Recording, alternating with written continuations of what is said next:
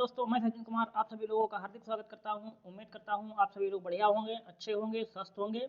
जो भी लोग एसएससी, यूपी पुलिस, रेलवे की तैयारी कर रहे हैं उनके लिए ये क्लास बहुत ही महत्वपूर्ण है। आज के टॉपिक में हम लोग 50 जीके जीएस के महत्वपूर्ण प्रश्न करने वाले हैं। तो चलिए क्वेश्चन प्रारंभ करते हैं। क्वेश्चन नंबर 1, भारत का पहला बजट कब प्रस्तुत हुआ था? भारत का पहला बजट कब प्रस्तुत हुआ था? करेक्ट आंसर हो जाएगा ऑप्शन नंबर 1, 1860 में। याद रखिएगा आप लोग, भारत का पहला बजट 1860 में प्रस्तुत किया गया था। अगले क्वेश्चन पे चलते हैं। क्वेश्चन नंबर 2, वर्ष 1980 में कितने बैंकों का राष्ट्रीयकरण हुआ था? वर्ष 1980 में कितने बैंकों का राष्ट्रीयकरण हुआ था? करेक्ट आंसर हो जाएगा ऑप्शन नंबर 2, 6 वर्ष। याद रखिएगा आप लोग, 1980 में 6 बैंकों का राष्ट्रीयकरण हुआ था। अगले क्वेश्चन पे चलते हैं। क्वेश्चन नंबर 3, रोलिंग प्लान किस पंचवर्षीय योजना में बनाया गया था? रोलिंग प्लान किस पंचवर्षीय योजना में बनाया गया था? करेक्ट आंसर हो जाएगा ऑप्शन नंबर 2, छठवीं पंचवर्षीय योजना में। याद रखिएगा आप लोग, रोलिंग प्लान छठवीं पंचवर्षीय योजना में बनाया गया था। अगले क्वेश्चन पे चलते हैं। क्वेश्चन नंबर 4, भारत में अब तक कितनी बार आपातकाल लागू किया गया है? भारत में अब तक कितनी बार आपातकाल लागू किया गया है? इसका करेक्ट आंसर हो जाएगा ऑप्शन नंबर 3, 3 बार। याद रखिएगा आप लोग, भारत में अब तक 3 बार आपातकाल लगा है। अगले क्वेश्चन पे चलते हैं। क्वेश्चन नंबर 5, संविधान संशोधन की प्रणाली किस देश से प्रेरित है?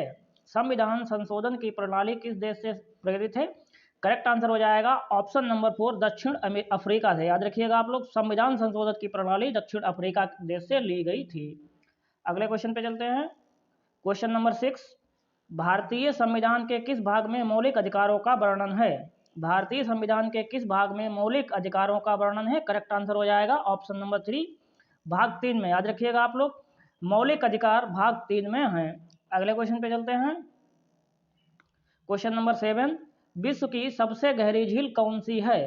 विश्व की सबसे गहरी झील कौन सी है? करेक्ट आंसर हो जाएगा ऑप्शन नंबर 2, बैकाल झील। याद रखिएगा आप लोग, विश्व की सबसे गहरी झील बैकाल झील है। अगले क्वेश्चन पे चलते हैं।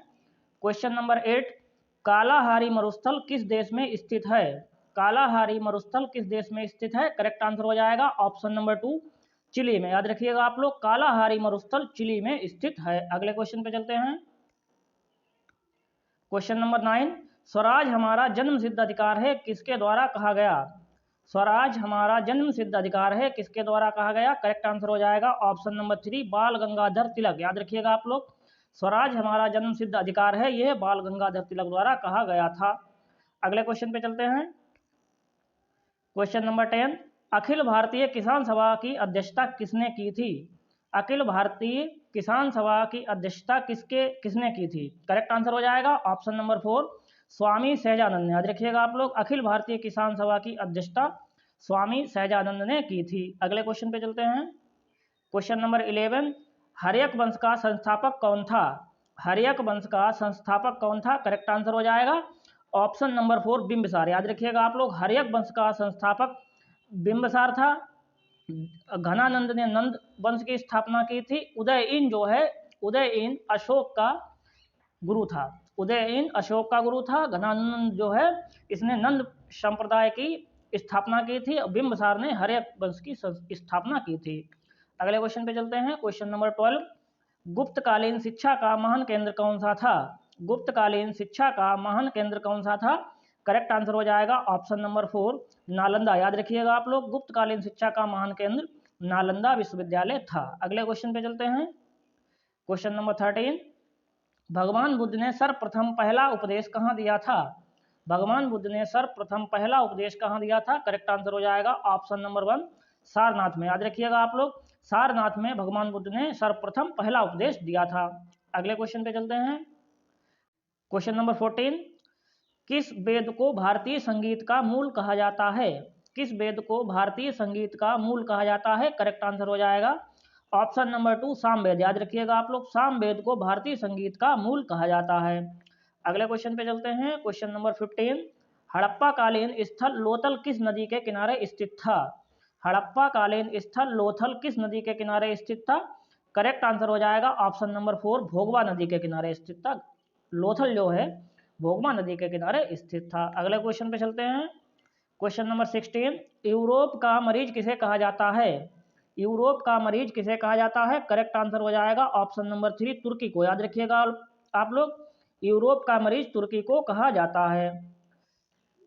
क्वेश्चन नंबर 17, निम्नलिखित में से किस स्थान पर कुंभ मेला का आयोजन नहीं होता है?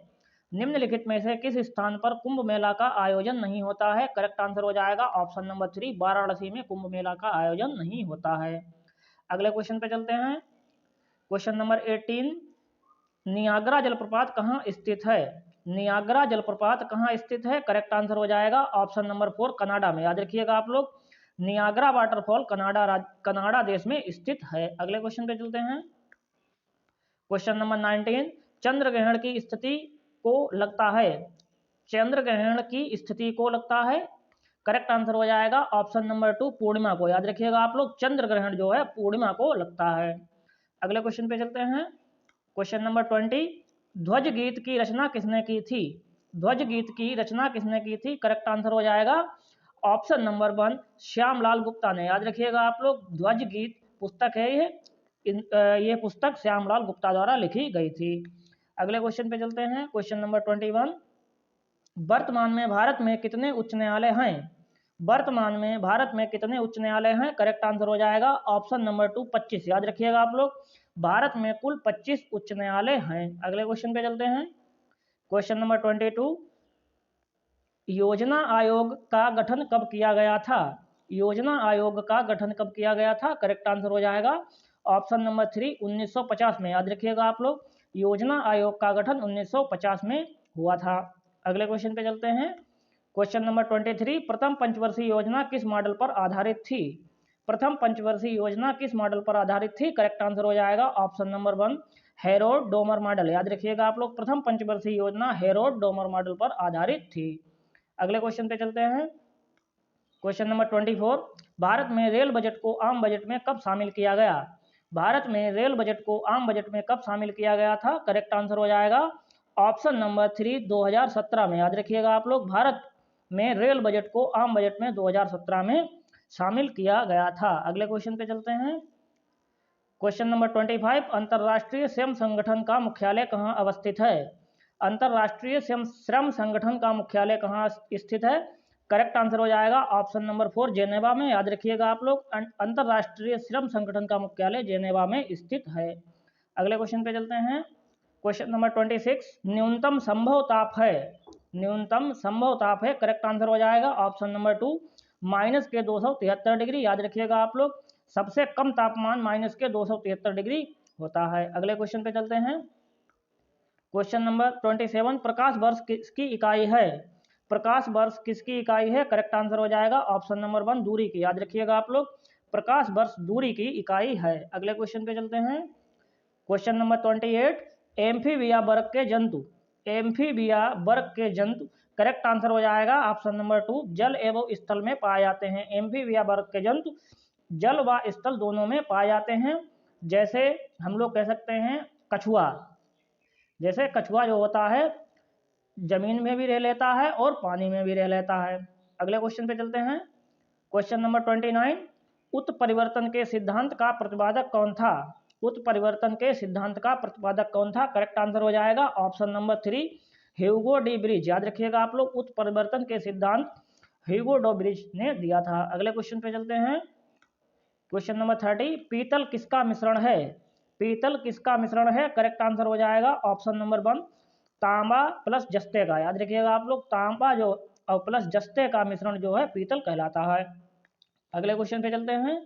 क्वेश्चन नंबर 31, उत्प्रेरक वह पदार्थ है जो रासायनिक अभिक्रिया के वेग को, उत्प्रेरक वह पदार्थ है जो रासायनिक अभिक्रिया के वेग को, करेक्ट आंसर हो जाएगा ऑप्शन नंबर 1 बढ़ाता है। याद रखिएगा आप लोग, उत्प्रेरक वह पदार्थ होता है जो रासायनिक अभिक्रिया के वेग को बढ़ा देता है। अगले क्वेश्चन पे चलते हैं। क्वेश्चन नंबर 32, अयस्कों में उपस्थित अशुद्धियों को क्या कहा जाता है? अयस्कों में उपस्थित अशुद्धियों को क्या कहा जाता है? करेक्ट आंसर हो जाएगा ऑप्शन नंबर 1 गैंग। याद रखिएगा आप लोग, अयस्कों में उपस्थित अशुद्धियों को गैंग कहा जाता है। अगले क्वेश्चन पे चलते हैं। क्वेश्चन नंबर 33, सुरेश तेंदुलकर समिति की रिपोर्ट के अनुसार देश में गरीबी का आंकड़ा कितना है? सुरेश तेंदुलकर समिति की रिपोर्ट के अनुसार देश में गरीबी का आंकड़ा कितना है? करेक्ट आंसर हो जाएगा ऑप्शन नंबर 4 37.2%। याद रखिएगा आप लोग। सुरेश तेंदुलकर समिति की रिपोर्ट के अनुसार देश में 37.2% गरीबी है। अगले क्वेश्चन पे चलते हैं। क्वेश्चन नंबर 34, नीति आयोग के प्रथम उपाध्यक्ष कौन थे? नीति आयोग के प्रथम उपाध्यक्ष कौन थे? करेक्ट आंसर हो जाएगा ऑप्शन नंबर 4 अरविंद पनगड़िया। याद रखिएगा आप लोग, नीति आयोग के प्रथम उपाध्यक्ष अरविंद पनगड़िया थे। अगले क्वेश्चन पे चलते हैं। क्वेश्चन नंबर 35, राज्यसभा के सदस्यों का निर्वाचन कितने समय के लिए होता है? राज्यसभा के सदस्यों का निर्वाचन कितने समय के लिए होता है? करेक्ट आंसर हो जाएगा ऑप्शन नंबर 2 6 वर्ष के लिए। याद रखिएगा आप लोग, राज्यसभा के सदस्यों का निर्वाचन 6 वर्ष के लिए होता है। अगले क्वेश्चन पे चलते हैं। क्वेश्चन नंबर 36, निम्न में से कौन से एकमात्र प्रधानमंत्री थे जिन्होंने लोकसभा का सामना नहीं किया? निम्न में से कौन से एकमात्र प्रधानमंत्री थे जिन्होंने लोकसभा का सामना नहीं किया? करेक्ट आंसर हो जाएगा ऑप्शन नंबर 2 चौधरी चरण सिंह। याद रखिएगा आप लोग, चौधरी चरण सिंह एकमात्र ऐसे प्रधानमंत्री थे जिन्होंने लोकसभा का सामना नहीं किया था। इसके मतलब वे लोकसभा में नहीं गए थे। अगले क्वेश्चन पे चलते हैं। क्वेश्चन नंबर 37, संविधान सभा की प्रथम बैठक कब हुई थी? संविधान सभा की प्रथम बैठक कब हुई थी? करेक्ट आंसर हो जाएगा ऑप्शन नंबर 3 9 दिसंबर 1946 को। याद रखिएगा आप लोग, 9 दिसंबर 1946 को संविधान सभा की प्रथम बैठक हुई थी। अगले क्वेश्चन पे चलते हैं। क्वेश्चन नंबर 38, पुलित्जर पुरस्कार किस क्षेत्र में दिया जाता है? पुलित्जर पुरस्कार किस क्षेत्र में दिया जाता है? करेक्ट आंसर हो जाएगा ऑप्शन नंबर 2 साहित्य और पत्रकारिता में के लिए। याद रखिएगा आप लोग, पुलित्जर पुरस्कार साहित्य और पत्रकारिता के लिए दिया जाता है। अगले क्वेश्चन पे चलते हैं। क्वेश्चन नंबर 39, परमवीर चक्र का गठन किस वर्ष किया गया? परमवीर चक्र का गठन किस वर्ष किया गया था? करेक्ट आंसर हो जाएगा ऑप्शन नंबर 4 1950 में। याद रखिएगा आप लोग, परमवीर चक्र का गठन 1950 में किया गया था। अगले क्वेश्चन पे चलते हैं। क्वेश्चन नंबर 40, कोशिका की आत्महत्या की थैली कहलाता है? कोशिका की आत्महत्या की थैली कहलाता है। करेक्ट आंसर हो जाएगा ऑप्शन नंबर 1 लाइसोसोम। याद रखिएगा आप लोग, कोशिका की आत्महत्या की थैली लाइसोसोम को कहते हैं। अगले क्वेश्चन पे चलते हैं। क्वेश्चन नंबर 41, पौधों और जंतुओं के बीच की योजक कड़ी के रूप में माना जाता है? पौधों और जंतुओं के बीच की योजक कड़ी के रूप में जाना जाता है। करेक्ट आंसर हो जाएगा ऑप्शन नंबर 2 यूग्लिना। याद रखिएगा आप लोग, पौधों और जंतुओं के बीच की योजक कड़ी यूग्लिना कहलाती है। अगले क्वेश्चन पे चलते हैं। क्वेश्चन नंबर 42, किस सभा का अध्यक्ष उस सदन का सदस्य नहीं होता है? किस सभा का अध्यक्ष उस सदन का सदस्य नहीं होता है? करेक्ट आंसर हो जाएगा ऑप्शन नंबर 1 राज्यसभा। याद रखिएगा आप लोग, राज्यसभा का अध्यक्ष जो होता है उस सदन का सदस्य नहीं होता है। अगले क्वेश्चन पे चलते हैं। क्वेश्चन नंबर 43, धन विधेयक किस सदन में प्रस्तुत किया जाता है? धन विधेयक किस सदन में प्रस्तुत किया जाता है? करेक्ट आंसर हो जाएगा ऑप्शन नंबर 2 लोकसभा में। याद रखिएगा आप लोग, धन विधेयक सर्वप्रथम लोकसभा में प्रस्तुत किया जाता है। अगले क्वेश्चन पे चलते हैं। क्वेश्चन नंबर 44, विश्व का सबसे बड़ा महासागर है? विश्व का सबसे बड़ा महासागर है। करेक्ट आंसर हो जाएगा ऑप्शन नंबर 4 प्रशांत महासागर। याद रखिएगा आप लोग, विश्व का सबसे बड़ा महासागर प्रशांत महासागर है। अगले क्वेश्चन पे चलते हैं। क्वेश्चन नंबर 45, महासागर के नायक महाभारत के नायक अर्जुन के पितामह कौन थे? महाभारत के नायक अर्जुन के पितामह कौन थे? करेक्ट आंसर हो जाएगा ऑप्शन नंबर 4 विचित्रवीर। याद रखिएगा आप लोग, अर्जुन के पितामह विचित्रवीर थे। अगले क्वेश्चन पे चलते हैं। क्वेश्चन नंबर 46, महात्मा गांधी ने साबरमती आश्रम की स्थापना कब की थी? महात्मा गांधी ने साबरमती आश्रम की स्थापना कब की थी? करेक्ट आंसर हो जाएगा ऑप्शन नंबर 3 1916 में। याद रखिएगा आप लोग, साबरमती की आश्रम की स्थापना 1916 में की गई थी। इस आश्रम की स्थापना महात्मा गांधी द्वारा की गई थी। अगले क्वेश्चन पे चलते हैं। क्वेश्चन नंबर 47, निम्न में से किस शासक ने सबसे पहले सोने के सिक्के जारी किए थे? निम्न में से किस शासक ने सबसे पहले सोने के सिक्के जारी किए थे? करेक्ट आंसर हो जाएगा ऑप्शन नंबर 3 हिंद यवन। याद रखिएगा आप लोग, हिंद यवन शासकों ने सबसे पहले सोने के सिक्के जारी किए थे। अगले क्वेश्चन पे चलते हैं। क्वेश्चन नंबर 48, राष्ट्रपति पद के निर्वाचन हेतु न्यूनतम आयु सीमा निर्धारित है? राष्ट्रपति पद के निर्वाचन हेतु न्यूनतम आयु सीमा निर्धारित है। करेक्ट आंसर हो जाएगा ऑप्शन नंबर 1 35 वर्ष। याद रखिएगा आप लोग, राष्ट्रपति पद के लिए कम से कम 35 वर्ष की आयु होनी चाहिए। अगले क्वेश्चन पे चलते हैं।